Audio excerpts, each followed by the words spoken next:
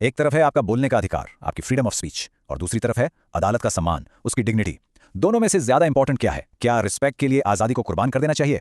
आइए इसी अहम सवाल के साथ शुरू करते हैं आज का टॉपिक।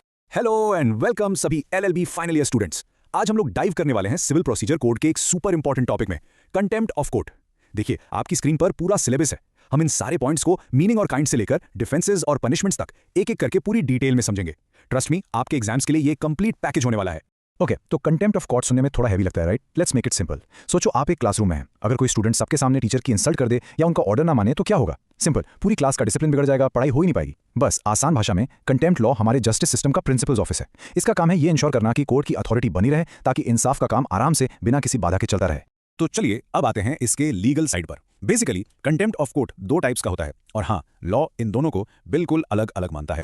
तो देखिए स्क्रीन पर लेफ्ट में है सिविल कंटेम्प्ट, राइट में है क्रिमिनल कंटेम्प्ट। बहुत क्लियर डिफरेंस है। सिविल कंटेम्प्ट क्या है? सिंपल, जब आप जानबूझकर कोर्ट के किसी ऑर्डर या जजमेंट को नहीं मानते। ये एक तरह से एक प्राइवेट गलती है उस पार्टी के अगेंस्ट जिसके फेवर में ऑर्डर आया था। इसका मेन पर्पस क्या है? बस आपसे ऑर्डर फॉलो करवाना।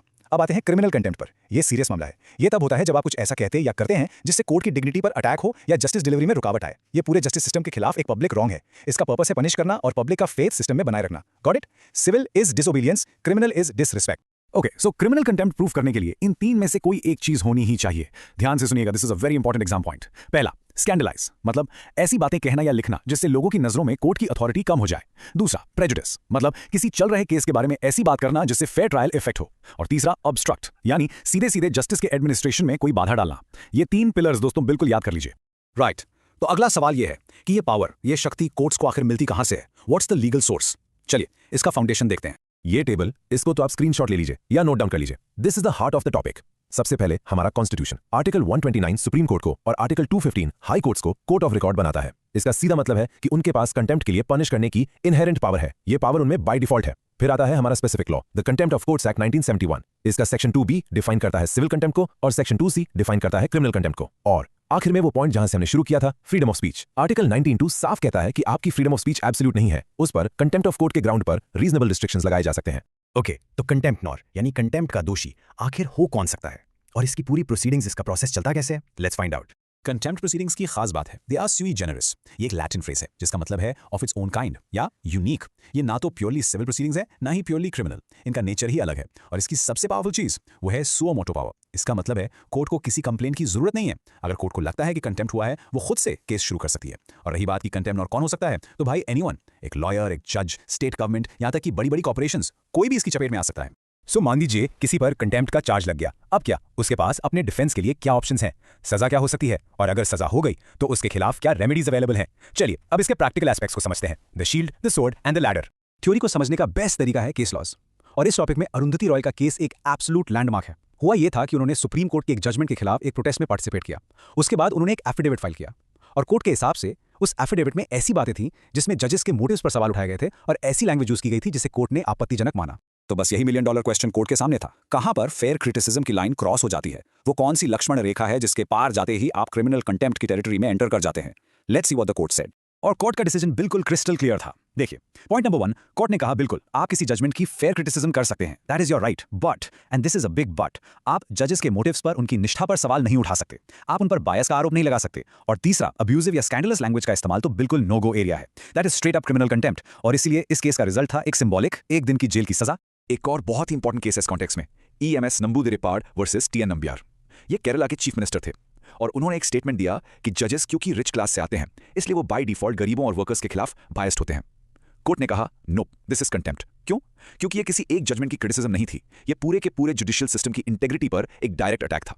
तो अगर आप पर कंटेम्प्ट का आरोप लगे तो आपके पास बचाव की ढाल क्या है? What are your shields? पहला है इनोसेंट पब्लिकेशन, मतलब आपको पता ही नहीं था कि कोई केस पेंडिंग है। दूसरा है फेयर एंड एक्यूरेट रिपोर्टिंग, आप सिर्फ कोर्ट प्रोसीडिंग्स को जैसा का तैसा रिपोर्ट कर रहे हैं। तीसरा जो हमने अभी देखा, fair criticism of a decided case, case खत्म होने के बाद आप उसकी आलोचना कर सकते हैं। और एक बहुत ही इंपॉर्टेंट टेक्निकल डिफेंस है सेक्शन 20 ऑफ द एक्ट। इसके हिसाब से कंटेम्प्ट की एक्शन 1 साल के अंदर शुरू हो जानी चाहिए। इस 1 ईयर लिमिटेशन पीरियड को बिल्कुल मत भूलिएगा, एग्जाम के लिए क्रूशल है। तो चलिए इस पूरे प्रोसेस के सफर को स्टेप बाय स्टेप देखते हैं। स्टेप 1, कंटेम्प्चुअस एक्ट होता है। स्टेप 2, कोर्ट एक शो कॉज नोटिस इशू करती है, पूछती है बताओ क्यों ना तुम्हें पनिश किया जाए। स्टेप 3, जिस पर आरोप है वो अपना डिफेंस देता है या फिर एक सिंसियर अपॉलॉजी ऑफर करता है। स्टेप 4, कोर्ट सब कुछ सुनकर अपना डिसीजन देती है। स्टेप 5, अगर गिल्टी पाया गया तो पनिशमेंट दी जाती है। और लास्ट स्टेप 6, इस डिसीजन के अगेंस्ट आप एक हायर कोर्ट में अपील फाइल कर सकते हैं। और सजा की तलवार क्या कहती है? सेक्शन 12 के अंदर मैक्सिमम पेनल्टी है 6 महीने तक की जेल या 2000 रुपए का फाइन या फिर दोनों।